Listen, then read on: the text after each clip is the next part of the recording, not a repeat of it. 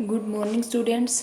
आज हमारी कक्षा में फाइनल ईयर विषय हिंदी साहित्य छठा पेपर प्राचीन एवं मध्यकालीन काव्य इकाई प्रथम।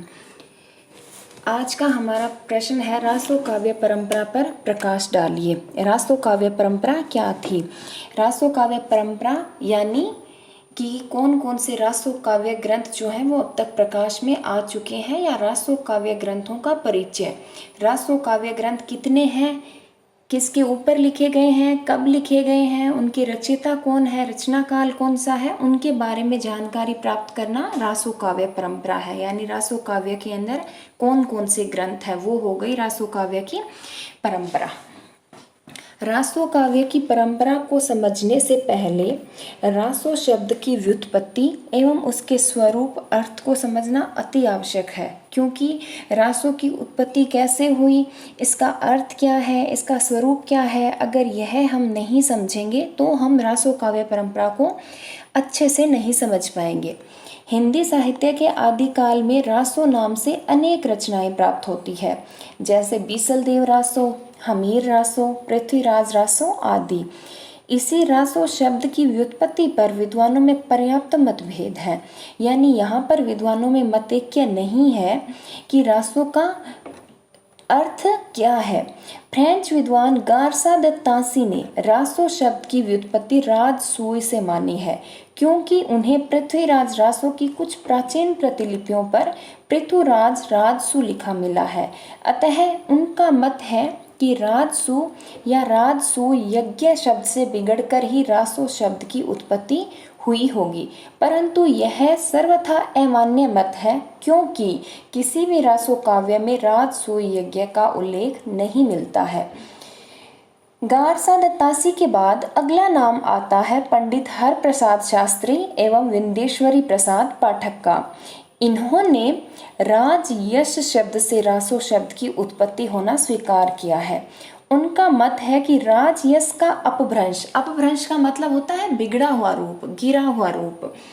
तो उनका मत है कि राजयश का अपभ्रंश रायसा, यानी राजयश से शब्द का प्रारूप है वो बिगड़कर रायसा बना और रायसा से फिर रासो शब्द बना।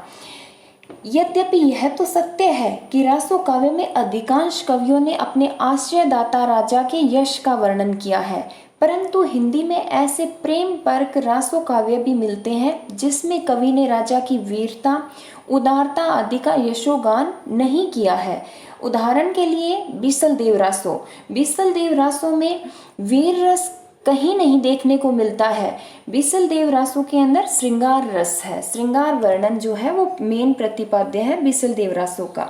इसलिए बीसलदेव रासो के आधार के ऊपर पंडित हरप्रसाद शास्त्री और विंदेश्वरी प्रसाद पाठक का जो मत है वो अमान्य सिद्ध हो जाता है। उसके बाद अगला जो मत है रासो शब्द की व्युत्पत्ति के संबंध में, वो है आचार्य रामचंद्र शुक्ल का। आचार्य रामचंद्र शुक्ल ने रासो शब्द की व्युत्पत्ति रसायन शब्द से मानी है, क्योंकि बीसलदेव रासो में रसायन शब्द बार बार प्रयोग हुआ है, जो आगे चलकर रासो शब्द के रूप में प्रयुक्त होने लगा। आगे रासो शब्द की व्युत्पत्ति के संबंध में आचार्य हजारी प्रसाद द्विवेदी का मत है वो अधिक तर्कपूर्ण लगता है। वे कहते हैं कि रासक एक छंद भी है और काव्य भेद भी। काव्य के इस बंद में अनेक प्रकार के छंदों का प्रयोग हुआ करता था। पृथ्वीराज रासो इसी परंपरा का काव्य है। आदिकाल की वीर गाथाओं में चारण कवियों द्वारा निर्मित चरित काव्यों के लिए रासो शब्द का प्रयोग हुआ है। यह एक निर्विवाद सत्य है कि रासो साहित्य मूलतः देश भाषा का काव्य है, यानी आदिकालीन हिंदी को हम क्या बोल सकते हैं, देश भाषा। राजा भोज के दरबार में खड़े होकर उसकी दान वीरता का यशोगान करके लाखों रुपए का इनाम पाने का युग बीत चुका था।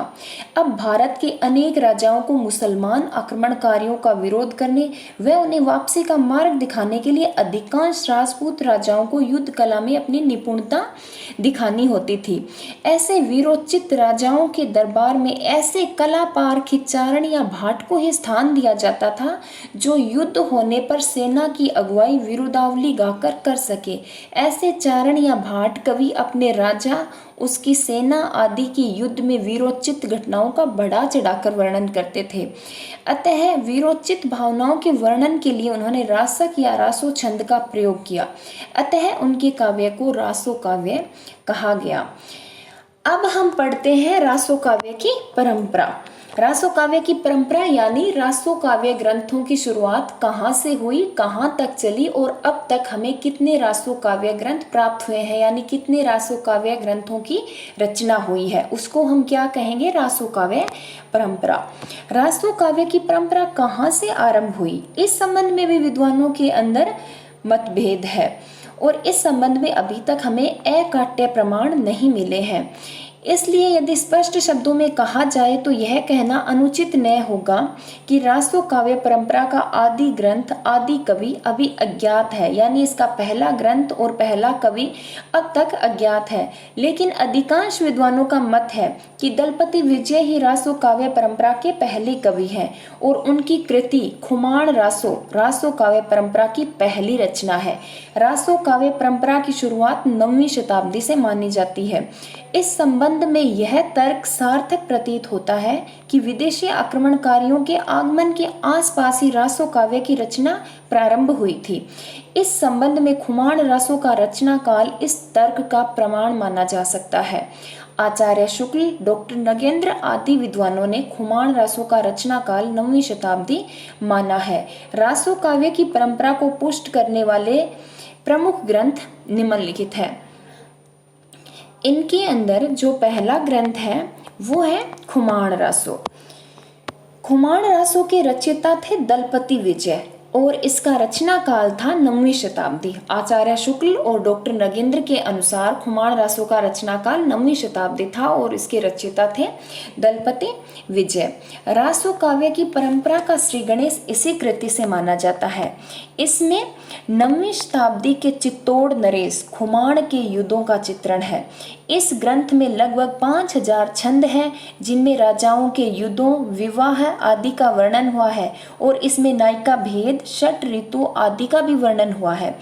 इसमें यद्यपि 17वीं शताब्दी तक के शासक चित्तौड़ नरेश राज सिंह का भी वर्णन मिलता है, जिसके आधार पर राजस्थान के वृत्त संग्रहकारों ने इसे आदिकाल की रचना मानने से मना कर दिया। परंतु इस संबंध में 2 तथ्य प्रस्तुत करना ही पर्याप्त होगा। पहला तथ्य यह है कि इस रचना में 9वीं शती के राजाओं की घटनाओं का सजीव वर्णन, युगीन परिस्थितियों का स्पष्ट चित्रण और इसमें आरंभिक हिंदी का प्रयोग यह सिद्ध करते हैं कि मूल रूप से यह 9वीं शताब्दी की रचना है, जो कि 17वीं सदी के किसी लिपिकार को मिली होगी। दूसरा तथ्य यह है कि प्राय लिपिकार अपने आश्रयदाता राजा के नाम को महत्व दिलाने के लिए किसी भी प्राचीन कृति की प्रतिलिपि तैयार करते समय उसका नाम भी सम्मिलित कर देता था। किसका नाम? अपने आश्रयदाता राजा का नाम सम्मिलित कर देता था। इस दृष्टि से इस कृति को 17वीं शती की रचना कहने का कोई औचित्य नहीं है। इस रचना में दोहा, सवैया, कवित्त आदि छंदों का प्रयोग हुआ है। उसके बाद खुमाण रासो के बाद रासो काव्य परंपरा के अंदर हमारी अगली रचना आती है बीसल देव रासो। बीसल देव रासो के रचनाकार नरपति नाल है थे और यह रचना 12वीं शताब्दी की रचना है। इस कृति में भोज परमार की पुत्री राजमती का अजमेर के चौहान शासक बिसल देव के साथ विवाह है, उसके वियोग और पुनर्मिलन का चित्रण किया गया है। इस कृति की प्रमुख विशेषता यह है कि जहां अन्य रासो काव्य में युद्ध वीरता का अधिक चित्रण हुआ है, वहीं बिसल देव रासो में श्रृंगार वर्णन की प्रधानता है। इसमें संदेश परंपरा का निर्वाह हुआ है और इसमें वियोगावस्था में 12 मासा वर्णन पद्धति का भी पालन किया गया है। उसके बाद बिसल देव रासो के बाद हमारी अगली रासो काव्य परंपरा के अंदर अगली रचना आती है हमीर रासो। हमीर रासो के रचयिता सारंगधर कवि माने जाते हैं और इसका रचना काल सन 1300 ईस्वी के आसपास माना जाता है, यानी इसका रचना काल अभी अज्ञात है, लेकिन इसकी रचना जो है वो 1300 ईस्वी के आसपास मानी जाती है। इस ग्रंथ की प्रामाणिक और स्वतंत्र प्रति की अभी खोज नहीं हो पाई है। प्राकृत पेंगलम में हमीर नरेश से संबंधित 8 छंद मिलते हैं, जिसके आधार पर आचार्य रामचंद्र शुक्ल ने इस स्वतंत्र ग्रंथ की कल्पना की थी, जिसकी रचना शारंगधर कवि ने की थी। परंतु राहुल सांकृत्यायन ने इस ग्रंथ को जज्जल कवि द्वारा रचित बताया है, जिसका नाम प्राकृत पेंगलम के 8 छंदों में 2 बार आया है। यानी आचार्य रामचंद्र शुक्ल के अनुसार हमीर रासों की रचना शारंगधर कवि ने की थी, परंतु राहुल सांकृत्यायन के अनुसार हमीर रासों के कवि हैं, इसके रचनाकार हैं वो जज्जल कवि हैं। इसके रचनाकार के नाम के संबंध में विद्वानों में मतभेद है। उसके बाद हमीर रासों के बाद रासो काव्य परंपरा में अगला ग्रंथ आता है परमाल रासो। इस ग्रंथ की लिखित प्रतिलिपि अभी तक प्राप्त नहीं हुई है। उत्तर प्रदेश में जो आल्हा खंड नाम से काव्य प्रचलित है, उसे ही विकसित रूप में परमाल रासो कहा जाता है।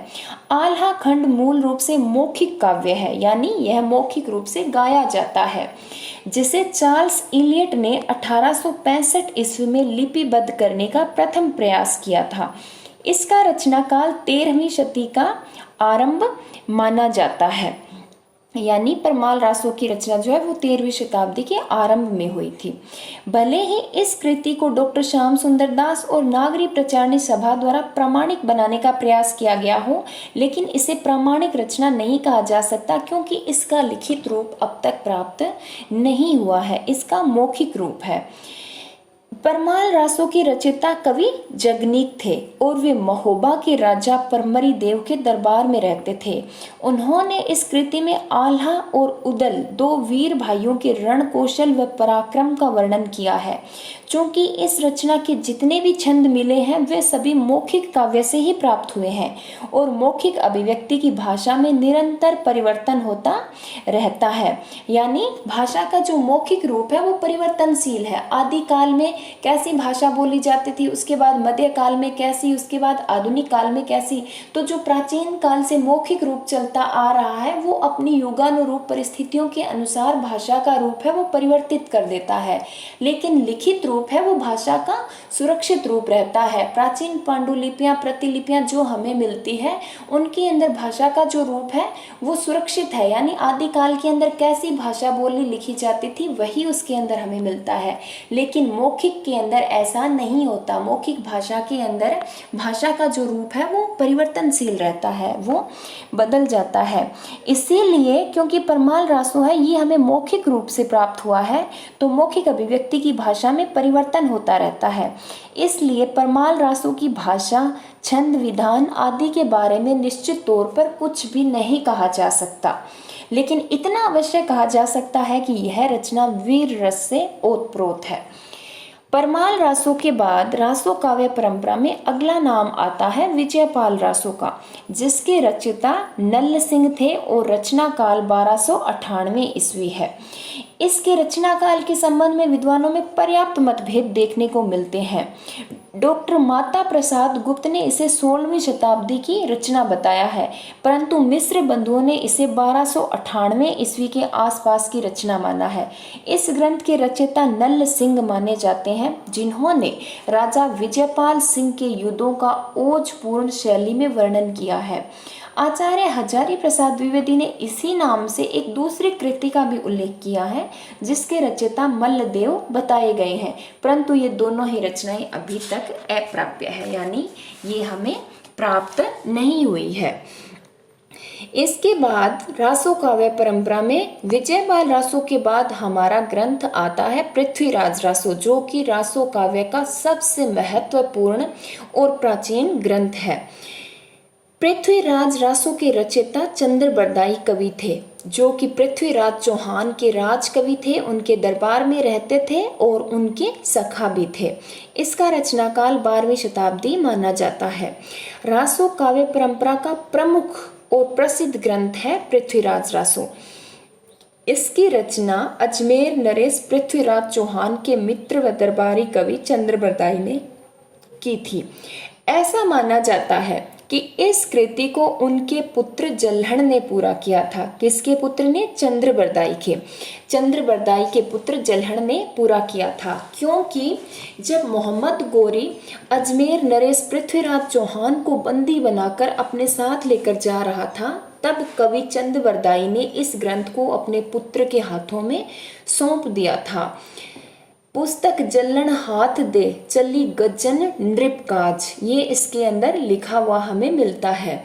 तो इसके अंदर क्या है कि इस ग्रंथ को लिखना शुरू चंद्रबरदाई ने किया था, इसका अधिकांश भाग पूरा भी चंद्रबरदाई ने किया था, लेकिन इस ग्रंथ को कंप्लीट पूरा अंत इसका किसने किया था? चंद्रबरदाई के पुत्र जल्हड़ ने। क्योंकि मोहम्मद गोरी पृथ्वीराज चौहान को जब बंदी बनाकर अपने साथ लेकर जाते हैं, तो चंद्रबरदाई इस ग्रंथ का जो कार्यभार है वो अपने पुत्र के हाथों में सौंप देते हैं। इस ग्रंथ में अजमेर नरेश पृथ्वीराज चौहान की युद्ध वीरता, संयोगिता, स्वयंवर आदि घटनाओं का 69 समय में वर्णन किया गया है। समय यानी खंड। पृथ्वीराज चौहान के खंडों को समय में विभक्त किया गया है और इसके अंदर 69 समय है। 69 यानी 69 समय है। अभी तक पृथ्वीराज रासो के 4 संस्करण मिले हैं, जिनमें से नागरी प्रचारणी सभा द्वारा प्रकाशित संस्करण सबसे बड़ा है, जिसमें 69 समय व 16,306 छंद हैं। राजस्थान भारती द्वारा प्रकाशित संस्करण सबसे छोटा है, जिसमें केवल 1300 छंद हैं। परंतु इस ग्रंथ की प्रामाणिकता और अप्रामाणिकता के बारे में विद्वानों में पर्याप्त मतभेद हैं। आचार्य शुक्ल, डॉक्टर वूलर, श्यामल दास आदि ने इसे अप्रामाणिक माना है, जबकि मिश्र बंधु, कर्नल टोड, श्याम सुंदर दास आदि ने इसे प्रामाणिक माना है। आचार्य हजारी प्रसाद द्विवेदी, डॉक्टर सुनीति कुमार चटर्जी जैसे विद्वानों ने इसे अर्ध प्रामाणिक माना है। उसके बाद अन्य ग्रंथ, जो कि दूसरे ग्रंथ हैं जो रासो काव्य परंपरा में आते हैं। रासो काव्य परंपरा में हमें कुछ ऐसे ग्रंथ भी मिले हैं या सम्मिलित किए जा सकते हैं जिनके नामकरण में तो रासो शब्द नहीं आया है। जो अब तक हमने ऊपर पढ़े हैं वो खुमाण रासो, बिसलदेव रासो, हमीर रासो, परमाल रासो, विजयपाल रासो, पृथ्वीराज रासो, यानी इनके नामकरण में, कथानक के नामकरण में रासो शब्द आया है। लेकिन इसी परंपरा के कुछ अन्य ग्रंथ हैं जिसके नामकरण में रासो शब्द नहीं आता है, परंतु उनमें रासो काव्य की सारी प्रवृत्तियां विद्यमान है और वे आदिकाल में ही रचे गए हैं। ऐसे ग्रंथों में भट्ट केदार कृत जयचंद प्रकाश, मधुकर कवि द्वारा रचित जयमंक जस चंद्रिका, श्रीधर कृत रणमल छंद आदि विशेष रूप से उल्लेखनीय है। जयचंद प्रकाश व जयमंक जस चंद्रिका में कन्नौज नरेश जय सिंह की वीरता का वर्णन किया गया है, परंतु आज भी ये दोनों ग्रंथ अप्रकाशित है, यानी इनका प्रकाशन नहीं हुआ है। तो ये थी हमारी रासो काव्य परंपरा और रासो काव्य परंपरा के प्रमुख ग्रंथ, जिनका हमने सार रूप में या संक्षिप्त रूप में अध्ययन किया। उपर्युक्त विवेचन के आधार पर यह कहा जा सकता है कि रासो काव्य की परंपरा खुमाण रासों से आरंभ होती है। यद्यपि इस परंपरा की अधिकांश रचनाएं या तो अप्राप्य है या फिर उन्हें अप्रामाणिक समझा जाता है, फिर भी इतना अवश्य कहा जा सकता है कि विदेशी आक्रमणकारियों से लोहा लेने वाले राजाओं के चारण या भाट कवियों ने अपनी रचनाओं में निश्चय ही उनकी युद्ध वीरता व विलास भरे जीवन का सुंदर चित्रण किया होगा।